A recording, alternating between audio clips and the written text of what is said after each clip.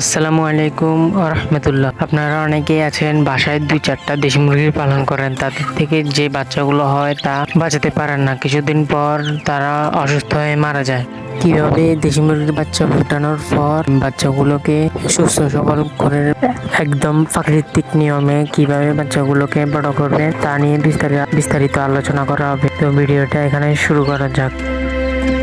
মুরগির বাচ্চা ফোটানোর পর থেকে টানা 3 দিন লেবু ও চিনির পানি মিক্স করে খাওয়াবেন, তাহলে আপনার মুরগির বাচ্চাগুলো অনেক বেশি সুস্থ থাকবে। আর মুরগির বাচ্চাগুলো 1 থেকে 30 দিন পর্যন্ত সোনালী এক্সট্রা যে ফিডটা বাজারে পাওয়া যায় তা খাওয়াবেন। নারিশ কোম্পানির ফিড অনেক ভালো হয়, নার কোম্পানির ফিডও মোটামুটি ভালো আছে। তো আপনারা যে কোনো কোম্পানির ফিড খাওয়াতে পারবেন। তারপর 30 থেকে 50 দিন পর্যন্ত ব্রয়লার গ্রোয়ার ফিডটা আছে তা আপনারা খাওয়াতে পারেন। গ্রোয়ার খাওয়ানোর পর লেয়ার 1 যে ফিডটা আছে তা